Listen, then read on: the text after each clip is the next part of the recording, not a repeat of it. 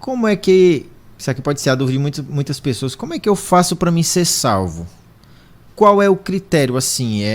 O que eu devo fazer? Quais são os procedimentos que eu deva fazer para mim ser salvo? Então, a primeira coisa que a pessoa tem que fazer é reconhecer que precisa da salvação. Reconhecer que é um pecador e precisa de Deus. A partir do momento que há esse reconhecimento, o Espírito Santo, ele convence aquela pessoa do pecado, do juízo, da justiça, e ele reconhece que precisa de salvação.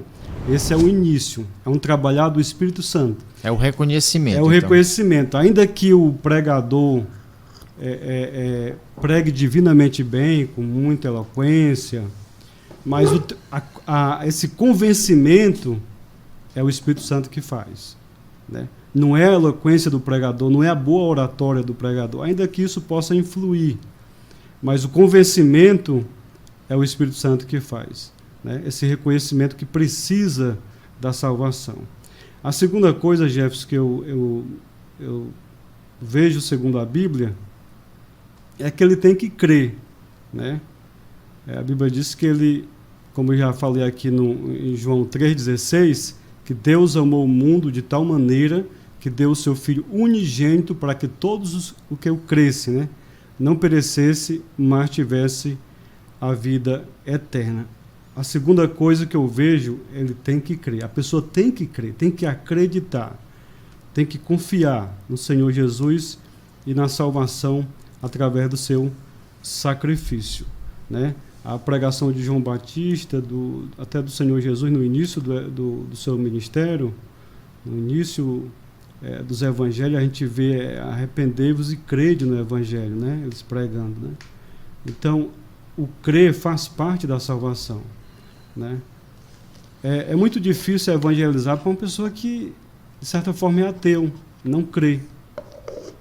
Porque fica até inviável da salvação entrar no coração de uma pessoa dessa, né, ele aceitar o plano da salvação, se ele não crê, ele não acredita, ele desfaz da igreja, ele desfaz da Bíblia, desfaz daquilo que nós pregamos, né?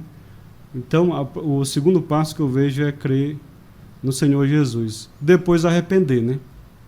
Um arrependimento. Então, primeiro vem a questão da fé, crer. Esse é o primeiro passo. Até porque, assim, quem estudou já só teologia, que é uma cadeira da teologia, uma disciplina, ele vai ver que os dois pilares de uma conversão verdadeira é a fé e o arrependimento. A conversão verdadeira tem que ter esses dois pilares, acreditar e se arrepender. E quando nós... há muito tempo, quando eu comecei a ouvir a palavra arrependimento, irmão Jefferson, eu cria que é simplesmente se arrepender dos seus pecados. Mas quando você vai para o original, no grego, que é a palavra metanoia para arrependimento, é uma mudança radical de vida. É uma volta de 180 graus. É como se a pessoa estava indo para baixo e voltou para ir para cima. Muito bom. Né?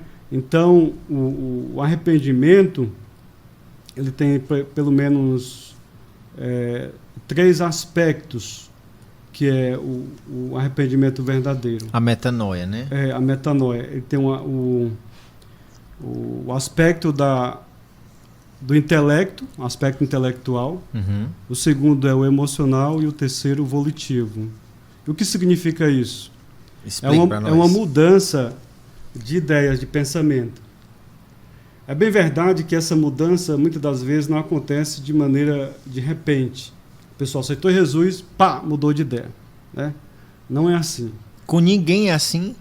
Não dá para dizer que... Não, porque é um processo, não, né? Um passo de mágica. Não é dormir o cão, amanhecer o anjo. É um processo. Até porque uma pessoa que aceitou Jesus aceitou o plano da salvação com 30, 40 anos, ele tem uma série ele tem de... toda uma base, uma licença, ele tem toda uma raiz, né? Um comportamento aprendido. Em 40 anos de vida. É, né? Muita coisa. Então, muitas coisas que ele aprendeu nesse tempo todo não estão de acordo com a vontade de Deus, não estão de acordo com a Bíblia. Então, para mudar toda essa mentalidade dele... Então, para mudar essa mentalidade, essas ideias, requer um processo.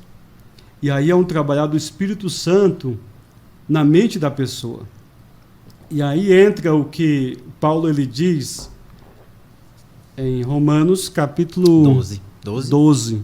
E não vos conformeis, e não vos amoldeis com este mundo, mas transformai-vos, a transformação, que diz a mudança, pela renovação da mente, que é a renovação do intelecto, das ideias. E o verbo ali é metamorfose, né? Metamorfose é uma transformação de dentro para fora. Muito bom. Né? É como o casulo se tornando uma borboleta. Aos poucos vai se tornando. Vai desabrochando, né? Então, o outro aspecto é o emocional. É interessante que o emocional ele é bem nítido. Por quê? Porque, tipo assim, a pessoa, antes de ser crente... A pessoa seca, né? Ele gostava de ir para as festas, ele gostava de ver pornografia, ele gostava de estar nos jogos, tinha algum vício. E a partir do momento que ele realmente é convertido, que ele tem a mudança do intelecto, ele também tem a mudança das emoções. Ou seja, aquilo que ele fazia de errado, hoje ele tem tristeza. Ele se entristece. Entendeu? Ele não tem mais alegria naquilo que ele tinha alegria. Agora ele fica triste.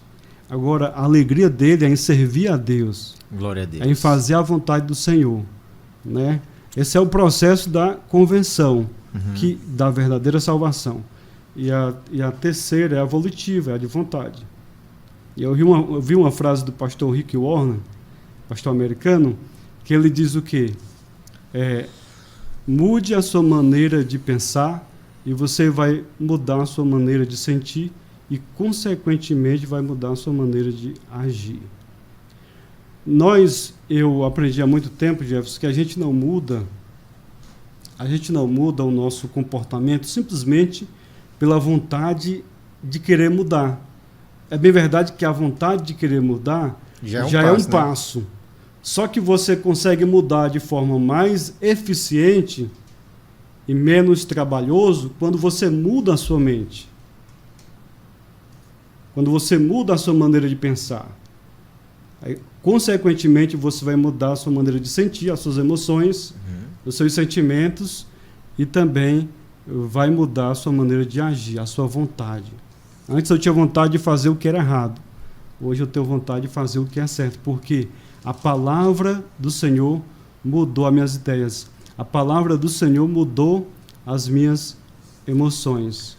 Né? Essa é a coisa mais linda que pode existir na vida do ser humano, né? É uma mudança mesmo radical. Radical. Total, né? Você vê, às Pelo vezes... menos tem que ser, né?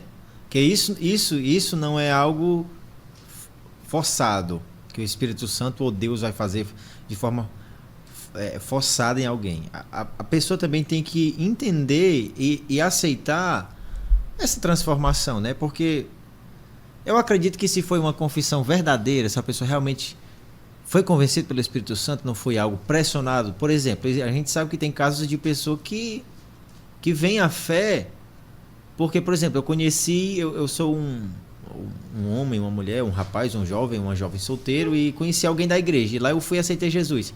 Se essa minha confissão de fé não for genuína, muito provavelmente algumas etapas ou vão demorar ou não vão ser vividas por mim. Isso acontece, né? Também, né? Então, existe várias razões pelas quais as pessoas vão à igreja, né? Aceitam Jesus. Né? Mas a principal é aceitar o plano da salvação em Cristo Jesus. Essa é a principal. Querer ir para o céu, querer ser uma nova pessoa. Né?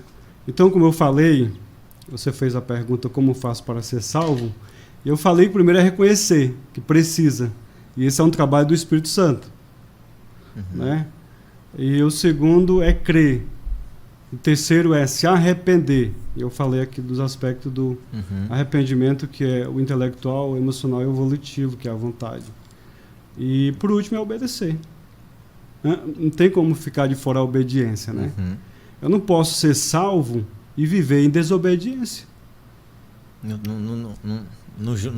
Não tem condições, é incoerente. É incoerente, né? É incoerente eu ser uma pessoa salva e viver em obediência, ou melhor, em desobediência.